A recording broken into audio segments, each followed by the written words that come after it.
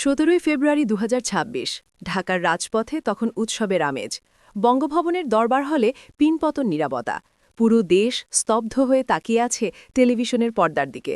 যে মানুষটিকে সরিয়ে দেওয়ার জন্য ছাত্র জনতা বঙ্গভবনের গেট ভেঙে ফেলার উপক্রম করেছিল, যে মানুষটিকে আওয়ামী লীগের শেষ চিহ্ন হিসেবে দেখা হতো, সেই কট্টর আওয়ামী লীগ আর রাষ্ট্রপতি মোহাম্মদ শাহাবুদ্দিনের সামনে দাঁড়িয়ে শপথ নিলেন বিএনপির নতুন প্রধানমন্ত্রী। কিন্তু আপনি কি জানেন, এই দৃশ্যটি সম্ভব করার জন্য আজ থেকে ২ বছর আগে পর্দার আড়ালে রচিত হয়েছিল এক ভয়াবহ নীল নকশা? কেন নিজের চরম রাজনৈতিক শত্রুকে বুক দিয়ে আগলে রেখেছিল তারেক রহমানের বিএনপি? আজ নিউজ বিডি লাইভের বিশেষ ইনভেস্টিগেশনে উন্মোচিত হবে সেই রক্তহীন করা রাজনৈতিক দাবার চাল। এটি কি কেবলই সাংবিধানিক ধারাবাহিকতা রক্ষা ছিল, নাকি তারেক রহমানের এমন এক মাস্টারমাইন্ড পরিকল্পনা যা ড ইউনূসের অন্তর্বর্তী সরকারকে পর্যন্ত ব্যাকফুটে ঠেলে দিয়েছিল? ভিডিওটি শেষ পর্যন্ত দেখুন, কারণ আজ এমন কিছু তথ্য ফাঁস হবে আপনার পায়ের নিচের মাটি সরে যাবে। বঙ্গভবন এখন আর মোহাম্মদ শাহাবুদ্দিনের জন্য এক সোনার খাঁচা বা ভার্চুয়াল কারাগার নয়। দীর্ঘ সময় কার্যত গৃহবন্দী থাকার পর তিনি এখন সাংবাদিকদের সামনে প্রাণ খুলে কথা বলছেন। এক দীর্ঘ সাক্ষাৎকারে তিনি যা বলেছেন তা শুনে রাজনৈতিক মহলে তোলপাড় শুরু হয়েছে। তিনি বলেছেন, গত ৭ দিন ধরে বেশ ভালো আছি, অর্থাৎ বিএনপি ক্ষমতায় আসার পর তার দীর্ঘদিনের বন্দি দশার অবসান ঘটেছে। কিন্তু এই ভালো থাকার পেছনের ইতিহাসটা অত্যন্ত রহস্যময় এবং হিম হওয়ার অবস্থা তৈরি করার মতো। শাহাবুদ্দিন চুপ্পুর নিজেই স্বীকার করেছেন যে ড ইউনূসের অন্তর্বর্তী সরকারের সময় তাকে রীতিমতো পাহারা দিয়ে রক্ষা করেছে বিএনপি। ভাবা যায় যে আওয়ামী লীগের উপদেষ্টা পরিষদের সদস্য হিসেবে তিনি রাষ্ট্রপতি হয়েছিলেন, সেই আওয়ামী লীগের চিরশত্রু বিএনপি কেন তাকে পাহারা দিচ্ছিল?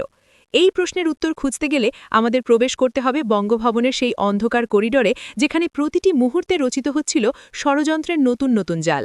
আমাদের অনুসন্ধানে উঠে এসেছে যে অন্তর্বর্তী সরকারের প্রধান উপদেষ্টা অধ্যাপক মাহমুদ ইউনূসের সাথে রাষ্ট্রপতি শাহাবুদ্দিনের সম্পর্ক ছিল মেরুর মতো বিপরীত। ৫ই আগস্টের পর শপথ নেওয়ার পর ড ইউনূস আর কখনোই বঙ্গভবনে পা রাখেননি। এটি ছিল বাংলাদেশের রাষ্ট্রাচারের ইতিহাসে এক অভাবনীয় এবং চরম অপমানজনক অধ্যায়। ড ইউনূস আন্তর্জাতিক অঙ্গনে যখন সমাদৃত হচ্ছিলেন, তখন বঙ্গভবনের ভেতরে মোহাম্মদ শাহাবুদ্দিন ছিলেন একাকী এবং কোণাঠাসা। রাষ্ট্রাচারের তোয়াক্কা না করে বিদেশ সফর শেষে রাষ্ট্রপতিকে অবহিত করা বন্ধ করে দেওয়া হয়েছিল। এমনকি বিদেশের মিশনগুলো থেকে রাষ্ট্রপতির ছবি নামিয়ে ফেলার নির্দেশ দেওয়া হয়েছিল। শাহাবুদ্দিন নিজেই জানিয়েছেন, তার প্রেস উইং পর্যন্ত বন্ধ করে দেওয়া হয়েছিল। ড ইউনূস চেয়েছিলেন শাহাবুদ্দিনকে পুরোপুরি অপ্রাসঙ্গিক করে তুলতে, যাতে তাকে সরিয়ে দেওয়া সহজ হয়। কিন্তু ঠিক সেই মুহূর্তে ত্রাতা হিসেবে আবির্ভূত হয় তারেক রহমানের বিএনপি। কেন? কারণ তারেক রহমান এবং বিএনপির নীতি নির্ধারকরা বুঝতে পেরেছিলেন, ইউনূস সরকার যদি শাহাবুদ্দিনকে সরিয়ে দেয়, তবে তারা রাষ্ট্র সংস্কারের দোহাই দিয়ে নির্বাচনকে অনির্দিষ্টকালের জন্য পিছিয়ে দেবে। অর্থাৎ শাহাবুদ্দিনকে সরানো মানে ছিল বিএনপির ক্ষমতায় যাওয়ার পথ আরও দীর্ঘ করা। এটি ছিল বিএনপির এক সুদূর প্রসারী নীল নকশা। তারেক রহমান লন্ডন থেকে প্রতিটি মিনিট মনিটর করছিলেন। তার কাছে রিপোর্ট ছিল যে ড ইউনূসের চারপাশের একটি অংশ চাচ্ছে সংবিধান বাতিল করে একটি বিপ্লবী সরকার ঘোষণা করতে।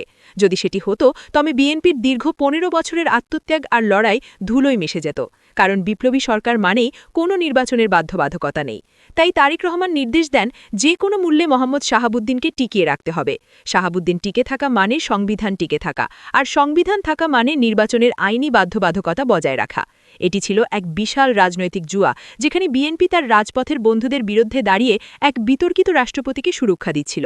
২০২৪ সালের ২২শে অক্টোবর বঙ্গভবনের গেটের সামনে তখন হাজার হাজার মানুষের উত্তাল বিক্ষোভ। ইনকিলাব মঞ্চ এবং বৈষম্য বিরোধী ছাত্র আন্দোলনের কর্মীরা তখন ব্যারিকেড ভেঙে বঙ্গভবনের ভেতরে প্রবেশের চেষ্টা করছে। পরিস্থিতি এমন এক ভয়াবহ পর্যায়ে পৌঁছেছিল যে মোহাম্মদ শাহাবুদ্দিনের নিরাপত্তা তখন চরম ঝুঁকির মুখে। রাজপথ থেকে স্লোগান উঠছিল, চুপ্পুর পদত্যাগ চাই, খুনি হাসিনার দোসরকে বিদায় করো। কিন্তু পর্দার আড়ালে তখন ভিন্ন এক সমীকরণ তৈরি হচ্ছিল।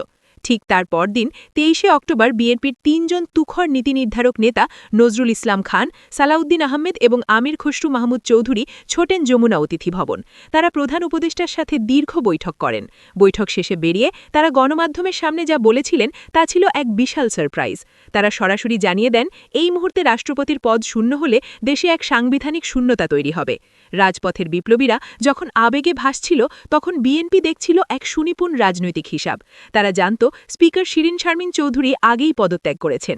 রাষ্ট্রপতি চলে গেলে সংবিধান অনুযায়ী নতুন কাউকে দায়িত্ব দেওয়ার কোনো বৈধ উপায় থাকবে না, আর এই শূন্যতার সুযোগ নিয়ে একটি অসাংবিধানিক বা দীর্ঘমেয়াদী সরকার চেপে বসতে পারে, যা বিএনপির ১৫ বছরের অপেক্ষাকে চিরতরে ধ্বংস করে দিত। এটি ছিল তারেক রহমানের এক মাস্টারমাইন্ড কৌশল। তিনি সাপের বিষ দিয়ে সাপ মারার কৌশল নিলেন। আওয়ামী লীগের রাষ্ট্রপতিকে ব্যবহার করলেন আওয়ামী লীগ এবং বিপ্লবী সরকারের পথ বন্ধ করতে। রাষ্ট্রপতি শাহাবুদ্দিনের টিকে থাকার পেছনে কেবল বিএনপির রাজনৈতিক সমর্থনই ছিল না, ছিল সশস্ত্র বাহিনীর এক অটল প্রাতিষ্ঠানিক প্রতিশ্রুতি। কালের কণ্ঠে সেই সাক্ষাৎকারে শাহাবুদ্দিন নিজেই ফাঁস করেছেন যে সেই সংকটের দিনগুলোতে ৩ বাহিনীর প্রধানরা তার পাশে এসে দাঁড়িয়েছিলেন। তারা তাকে আশ্বস্ত করেছিলেন যে তিনি কেবল একজন রাষ্ট্রপতি নন, তিনি সশস্ত্র বাহিনীর সর্বাধিনায়ক। সেনাবাহিনীর পক্ষ থেকে তাকে বলা হয়েছিল, মহামান্য, আপনার পরাজিত হওয়া মানে পুরো সশস্ত্র বাহিনীর পরাজয়। এই এক বাক্য শাহাবুদ্দিনকে বঙ্গভবনে অটল থাকার শক্তি জুগিয়েছিল।